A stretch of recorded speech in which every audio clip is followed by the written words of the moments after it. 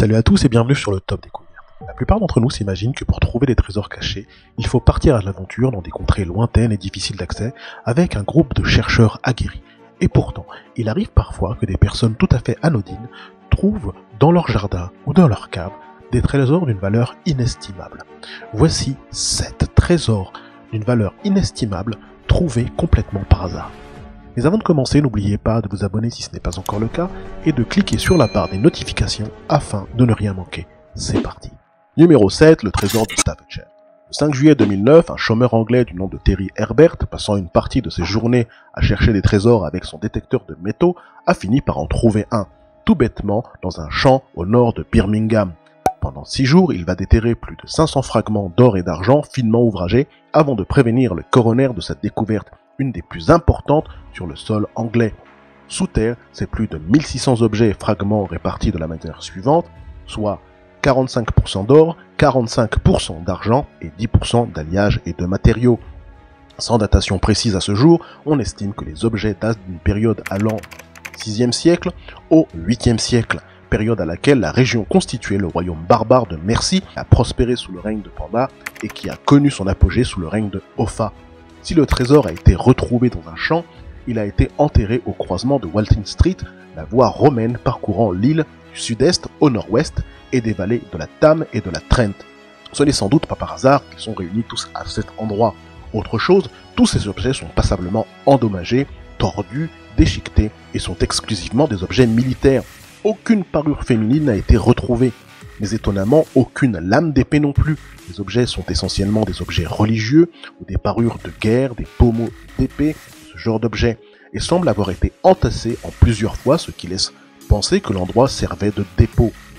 On a cru également à un dépôt votif d'armes comme on en trouve en Scandinavie, mais on jetait alors les armes dans des marais, et qui plus est avec les lames. L'hypothèse retenue est donc pour l'instant qu'il s'agissait d'un endroit où était une cache, servant de gisement pour un remploi futur d'une matière première prête à être refondue et réutilisée.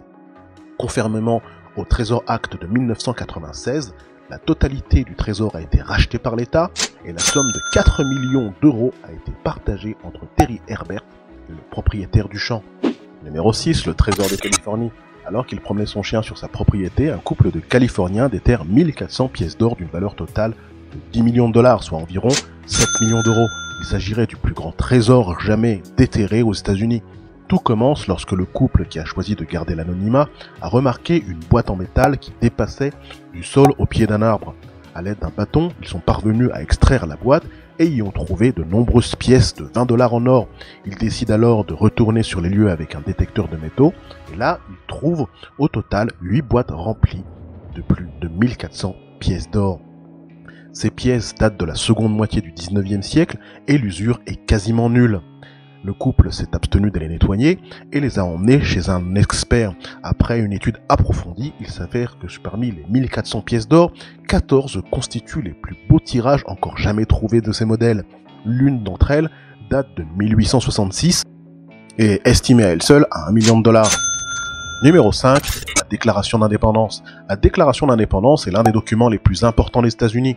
Il a été publié le 4 juillet 1776, après que 13 colonies américaines aient rompu leurs liens politiques avec la Grande-Bretagne et formé une nouvelle nation, les États-Unis d'Amérique. 200 exemplaires de ce document ont été créés à cette époque, il n'en resterait aujourd'hui que 26.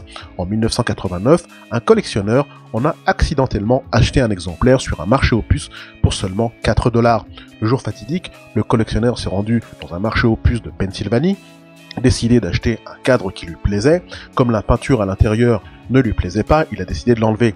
Et c'est en sortant le tableau qu'il a trouvé une copie de la déclaration d'indépendance. Le collectionneur a tout d'abord pensé qu'il s'agissait d'une copie sans valeur, mais il a tout de même gardé le document par curiosité. Quelques années plus tard, il décide de le montrer à l'un de ses amis collectionneurs d'objets historiques, lequel l'informe de sa valeur. Le collectionneur va alors contacter la célèbre maison d'enchères Sotheby, qui lui confirme la rareté et l'immense valeur du document. Sotheby organisera une vente aux enchères pour le document, lequel sera vendu 2 420 000 dollars. Numéro 4, le trésor du piano. En 1996, Martin Rickhouse, 61 ans, a été appelé pour accorder un vieux piano donné à l'école secondaire de Bishop's Castle. Il a alors trouvé que les touches étaient un peu lourdes et en vérifiant les dessous du clavier, il a découvert une dizaine de sacs en tissu soigneusement cousus, ainsi qu'une bourse en cuir qui se sont avérés contenir 900 souverains d'or et d'argent. Les pièces frappées entre 1847 et 1915 sont le trésor le plus important de ce type jamais découvert dans le pays. Elles auraient été cachées à la fin des années 20. Le trésor appartient à présent à la couronne qui a récompensé le propriétaire actuel et celui qui l'a découvert. Quant aux généreux donateurs du piano, un couple qui l'avait acheté en 1983 pour ses enfants, ils n'auront pas un sou. Numéro 3, les lingots du temps. Nick Mead, 55 ans, est un collectionneur britannique passionné par les véhicules militaires. Après avoir fait l'acquisition d'un char irakien T-69 d'une valeur de 35 000 € sur eBay, Nick Mead décide de restaurer le véhicule pour l'ajouter à sa collection de 150 véhicules militaires. Sauf que durant la restauration de ce tank, à sa grande surprise, il découvre 5 lingots d'or d'un poids total de 25 kg. 5 lingots d'or dont la valeur est estimée à 2 300 000 €. De quoi se racheter une belle collection de chars. Honnête, et ne sachant pas quoi faire de ce magot, Nick Mead décide d'appeler la police qui lui confie son trésor, le temps d'enquêter auprès du Koweït pour retrouver les propriétaires des lingots. Car le char avait été utilisé par l'armée irakienne lors de l'invasion du Koweït en 1990. Ces soldats irakiens s'en seraient servis pour dérober de l'or appartenant au Koweït. Nick Mead a donc fait une belle découverte, mais risque de ne pas en profiter. Numéro 2, le trésor de Grouville. Nous sommes en juin 2012 sur l'île anglo-normande de Jersey, sur le secteur de la paroisse de Grouville. Deux prospecteurs avertis, Reed Mead et Richard Mills, habitués à arpenter ces landes depuis des années, avec leurs détecteurs de métaux, vont faire une découverte exceptionnelle. Les deux hommes avaient eu vent de la découverte par un agriculteur de quelques monnaies dans un pot de terre cuite dans le secteur au début des années 80. Ils étaient également informés, comme tout passionné, de la découverte en 1935 d'un énorme trésor de plus de 35 000 monnaies galloises à la Marquanderie, de quoi faire naître des générations de chercheurs de trésors. C'est certainement avec cette idée en tête que les voilà partis avec leur détecteur de métaux, avec l'espoir caché d'une telle découverte. Leurs recherches sont étalées sur plusieurs années avec des trouvailles isolées, monnaies, objets divers, jusqu'au jour où ils ont fini par trouver le fameux trésor. C'est tout d'abord un petit lot de monnaie qui a fait réagir le détecteur de métaux, enterré à seulement quelques centimètres.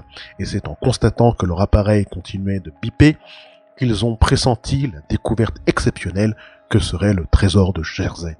Selon les archéologues, le trésor appartenait à la tribu gauloise des Corosiolites qui vivaient dans la région de Saint-Malo et de Dinan, aux confins des régions actuelles de la Normandie et de la Bretagne. Les Corosiolites, fuyant l'arrivée des troupes de Jules César, auraient emporté avec eux leur trésor sur l'île voisine de Jersey et l'auraient caché entre 60 et 50 avant notre ère. La fin de l'inventaire en 2017 a révélé qu'outre les scarres de stratères corosiolites, le dépôt contenait des monnaies d'autres tribus armoricaines, ainsi que des monnaies de tribus bretonnes. Ces découvertes ont permis de mieux dater l'enfouissement du trésor de Grouville, la période retenue étant dorénavant 50 à 30 avant notre ère. La propriété du trésor ne dépend pas du Trésor Act du Royaume-Uni et voté en 1996, mais des lois de Jersey. Néanmoins, la valeur du trésor a été partagée entre les deux découvreurs et le propriétaire du terrain. Numéro 1, le trésor de Oxon. Le trésor de Oxon est le plus grand trésor d'or et d'argent de l'Antiquité romaine, découvert en Grande-Bretagne, et la plus grande collection de pièces de monnaie en or et en argent du 4e et 5e siècle, découverte dans tout l'Empire romain.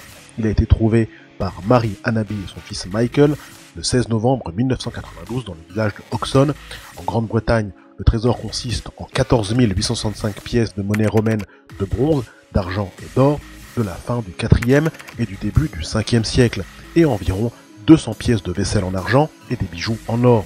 Ces objets sont conservés au British Museum à Londres, où une partie du trésor est en exposition permanente.